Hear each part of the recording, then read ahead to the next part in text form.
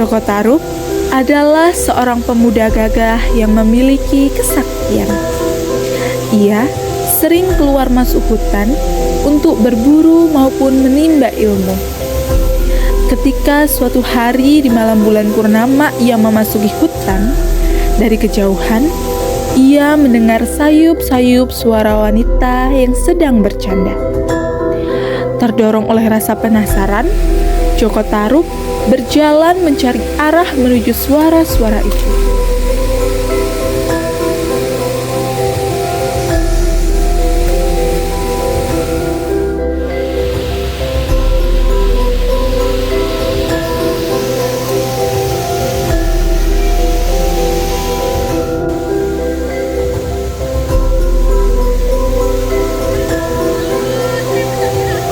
Sampai pada akhirnya, ia menemukan sebuah danau yang sangat indah di tengah hutan beserta 7 orang wanita yang sangat cantik sedang mandi dan bercanda ria.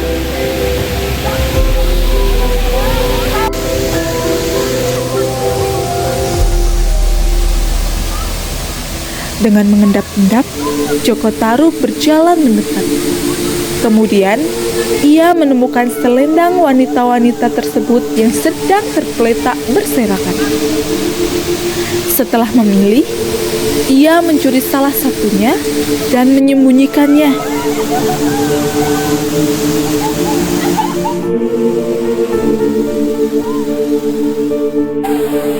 Beberapa saat pun berlalu, dan para bidadari sudah hendak kembali ke kayangan. Adik-adikku semuanya, kita kembali ke kayangan.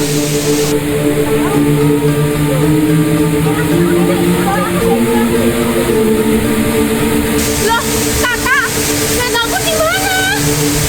Nggak ada, kakak, selendangku. Gimana? Ini matahari jalan. Nanti bagaimana kita kembali ke kayangan? Kamu mau kembali ke kayangan? Cepat kawan, kita cari.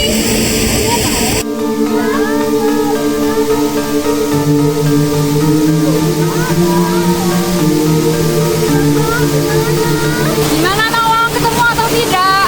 Aduh, tidak ketemu kakak, aku harus gimana? Maaf Nawang, tapi matahari sudah mulai terbenam. Kita harus segera kembali ke kayangan. Sudah, dengan berat hati kita harus meninggalkan Nawang sendirian. Sambil menangis, Nawang Wulan mencari-cari selendang. Joko Tarub kemudian menampakkan dirinya dan menghibur sang bidadari. Hei, kenapa kamu di sini? Ya, jangan mendekat. Tenang saja, aku juga akan bertarung. Terus, kenapa kamu di sini? Saya sudah selesai bahkan untuk membawa ke rumah. Selendang aku hilang. Sedang? Buat apa sedang? Jadi, sebenarnya aku tidak cari. Aku harus kembali ke kayangan.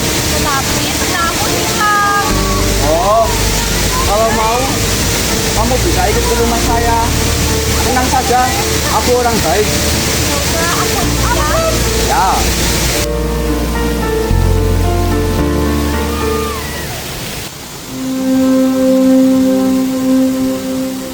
Setelah beberapa bulan, Joko Tarub memiliki keinginan untuk menikah dengan Nawang Wulan. Dan pada suatu hari, Joko Tarub mengutarakan maksudnya tersebut. Karena merasa tidak memiliki siapapun di bumi ini, Nawang Wulan menerima tawaran Joko Tarub tersebut.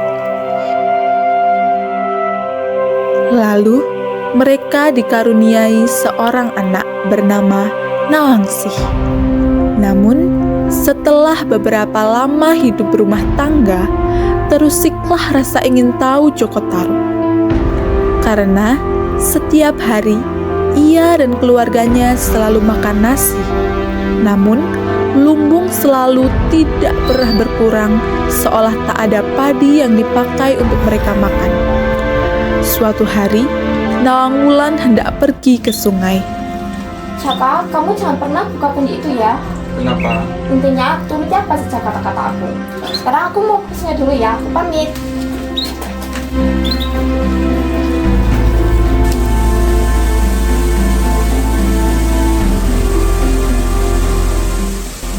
Namun, karena Joko Tarub penasaran, akhirnya ia mencoba melihat apa yang ada di dalam penanak nasi tersebut. Dan di dalamnya hanya terdapat sebutir beras. Setelah Nawang Wulan pulang, ia bertanya pada Joko Tarub tentang larangannya tadi. Jaka, apakah kamu membuka kendi ini? Tidak. Bohong. Kenapa tadi di sini nggak berubah? Iya Nawang, aku telah membukanya. Apa kamu udah berubah berkata tadi? Saya mengerti, tapi saya penasaran. Nawang Wulan menjadi sedih karena sejak saat itu ia harus memasak nasi seperti manusia biasa. Ketika suatu hari Nawang Wulan kembali mengambil padi untuk ditumbuk, dilihatnya seonggok kain yang tersembul di balik tumpukan tadi. Ketika ditarik dan diperhatikan, teringatlah Nawang Wulan kalau itu adalah selendang bidadarinya. Jaka Tarub membohongi aku. Ia lalu menemui Joko Tarub untuk berpamitan dan memintanya untuk merawat anak mereka baik-baik. Ada apa Nawang? Sini kamu duduk dulu. Baiklah. Terima kasih ya Jaka, kamu memang orang baik. Di mana kamu menemukan selendang itu? Kamu gak usah pura-pura lagi Jaka, aku udah tahu semuanya. Dan sekarang, aku akan kembali ke kayangan. Lalu, bagaimana dengan anak-anak kita? Kamu harus merawat anak-anak kita. Dan setiap bulan pertama, kamu harus tetap ikannya.